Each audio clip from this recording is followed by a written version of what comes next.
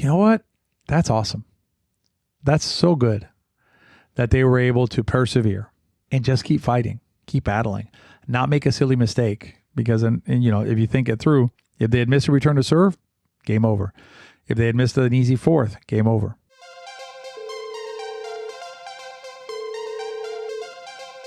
Hello and welcome to Pickleball Therapy, the podcast dedicated to your pickleball improvement. I hope you're having a great week. My name is Tony Roy. I am the host of your weekly podcast. Sound may be a little bit different this week. I'm trying something new. I'm basically, almost have the microphone in my mouth a little bit, but I guess the sound quality will go up. We shall see. If you like the sound quality of this one, let us know. It's a little bit different for me. I'm not used to basically having a microphone in my mouth, but it is only me on the microphone, so I guess that's okay. This week, it's actually gonna be a lot of fun. We're gonna go on a climb together. We're gonna climb. I'm calling it the Mount of Mudita. I hope I'm pronouncing that correctly, but the pronunciation of the word is less important than the meaning that it has. So we're gonna climb this mount today and explore different progressions of our, you want to call it pickleball enlightenment. I'm good with that. We can do that one. So our pickleball enlightenment. As we dive into the podcast, we have our pickleball system course opening for the fall, our September course. If you've been thinking about improving your pickleball, I get asked all the time, what's the best thing to do? Camp, lessons, whatever. YouTube, stuff like that. It's the pickleball system. There's no thinking about it. There's no debate about it. It's a one-of-a-kind program. And, if you want to find out more about it, we'll have a free training in September. You can get a feel for how we train. And then check out the testimonials of fellow players who've been in it. And they'll tell you how good it is. So anyway, that's coming up soon here. We also have a couple of camps that we've opened up recently. So if you're interested in a pickleball camp, it's a great way to learn as well. It makes it sound like I just said, don't come to camp. Camp is good. It's a more compressed version of the system. That's how we teach our camps. And I would tell you that, if you want a camp that's really going to help you understand pickleball better, this is the camp to come to. So check those out as well at betterpickleball.com. All right, let's dive into this idea. So here's my personal progression as a player and as a thinker about sport has evolved over time. And hopefully it helped you as well if you've been listening for a bit. And if you haven't, you listen for a little bit longer and it'll help you. But, I'm thinking about this idea of progressing through different stages of our pickleball. And I'm going to keep using the word enlightenment. I like that idea. And it's really our understanding of those around us, those players that are other than us inside the sport. And I came across this term Mudita recently, which made me think of it as perhaps, at least right now, it's going to be the highest echelon or the highest tier that we can achieve along this climb that we're undertaking. So what we're going to do is we're going to start a little bit simpler on the climb and then make it we'll keep on going up and then we'll end up at Mudita at the end. So the progression is like this. A lot of times as pickleball players, and a lot of this is unintentional, guys. It's not like we're out there intentionally thinking this way. But the way we end up engaging with the sport of pickleball is as though we were at the center of the whole thing. In other words, we're the most important thing on the pickleball court. Now, there's a kind of a side branch here that we could explore, but I don't want to spend too much time on this. There is an idea, obviously, that in terms of your experience, you are the primary actor, right, in your own life. So that would make sense for you personally. But in terms of the game of pickleball itself, right, you are clearly not at the center of the game of pickleball. Neither am I. Neither is anybody else. And so the first step along this journey, right, is understanding that there are other actors, our opponents, our partner. If you're playing in a tournament, the referee, the volunteers. There's even, you want to go a little bit deeper on it. You can talk about who made the course that you're playing on, right? That's important. It could be someone at the county, it could be a private facility, whatever. You need those folks. You need the game organizers, right? How are you playing on a Wednesday morning? Who organized that? Was that you or somebody else? So there's a lot of actors in this game that we end up playing on the court called pickleball. And so the first step along the progress is understanding that there are, in fact, other actors out there. And what that does is it takes away, or it disarms us from sometimes acting too narcissistically, too selfishly, and making everything about us. You can imagine a situation where you go to a facility and they have 6 courts, but they're busy. There's a lot of players that want to play and things like that. And we make it all about us. And so it's all about, well, I'm having to wait, and it's inconveniencing me. And, it's all like the word I or me is in there too much. Maybe you got to think about that a little bit and progress up to the first level on this mount that we're climbing, which is, again, just understanding that we are not the center of the pickleball universe in terms of pickleball itself and in terms of the overall game. Beyond the other actors, by the way, there's also just the game itself. Like the game itself has its own existence, if you will, its own thing. And you think about it this way, right? Like when you play pickleball at your local courts, there's your opponents, your partner, the organizer, the facility, whoever is in charge of the facility or in charge of making the facility, things like that. But beyond that, there's players playing pickleball in the adjoining state. There's players playing pickleball in other parts of the world. There's going to be players playing pickleball after you and I are no longer around to play pickleball. So the game itself has its own existence, right?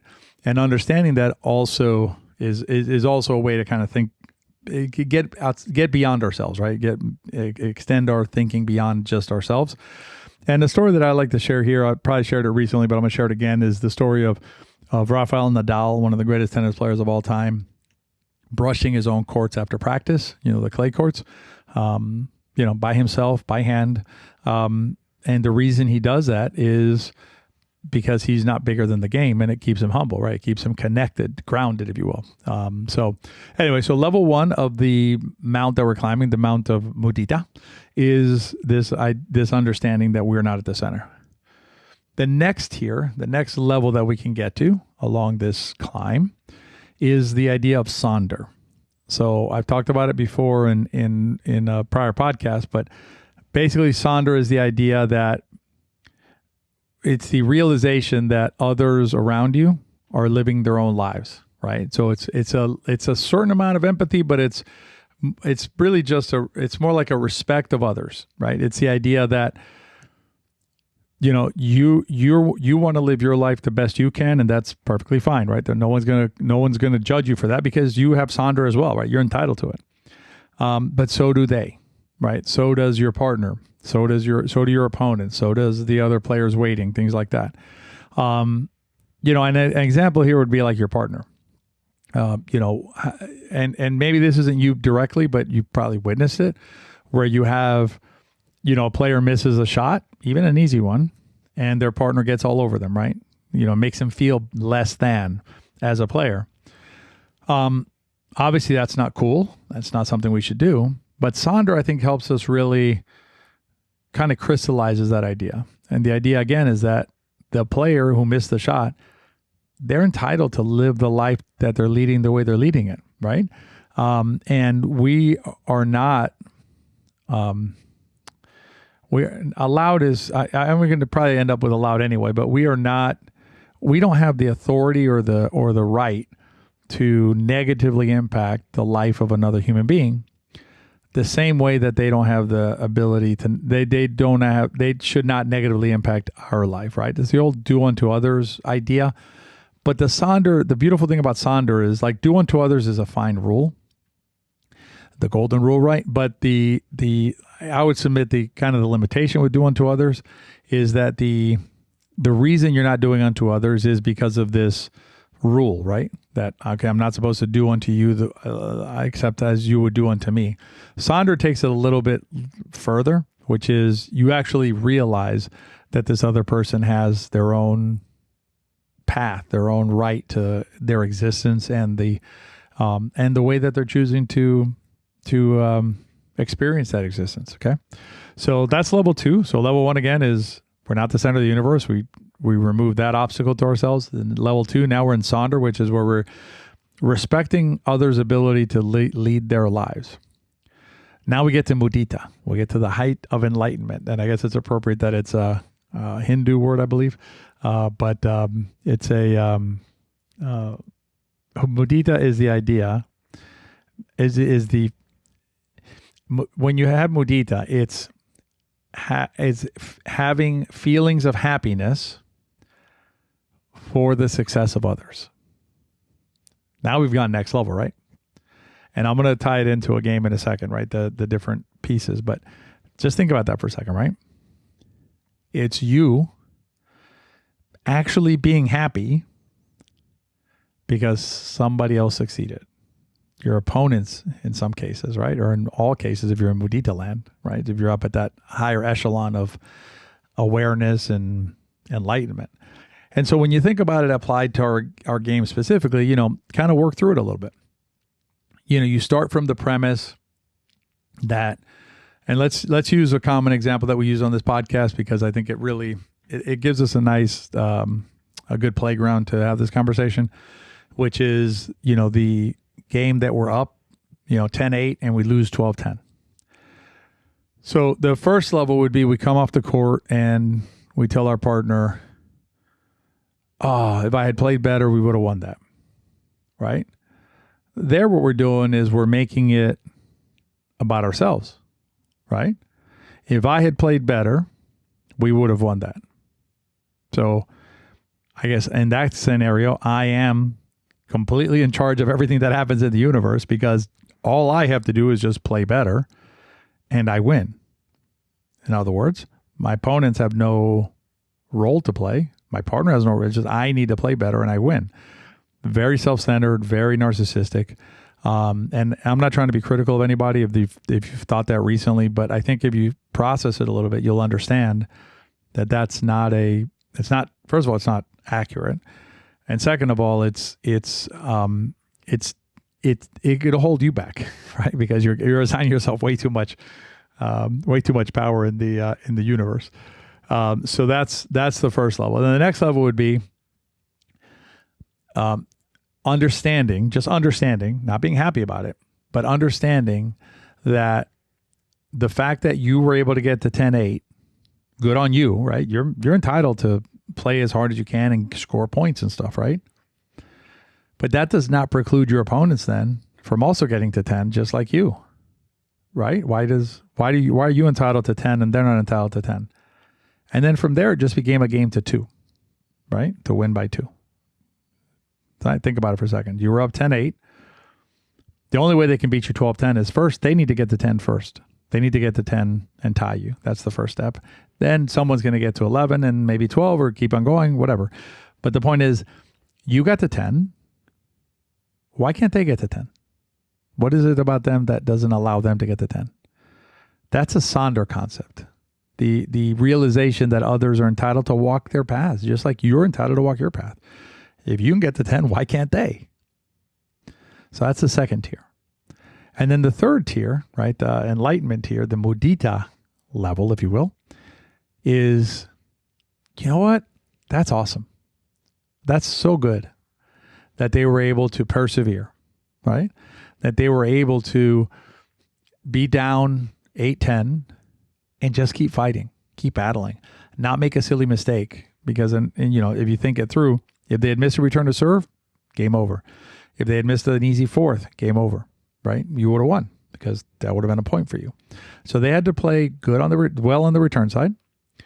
And then they had to keep battling until they got to 12. They had 10 first and then 12 ahead of you. So the next stage of, again, enlightenment is not just like acknowledging their right to do so, which is the Sonder concept. It's actually looking across the net and just being happy for your opponents. And I'll tell you guys a quick kind of side story, personal story, where I apply this concept and have been applied it for a little bit now.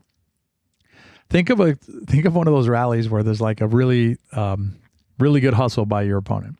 And let's, think of like a really clear one is where the ball trickles over the net, or it's a really weird shot or a lob they go after or something, right? And they just hustle back there or hustle up and they get it, right? And they extend the rally.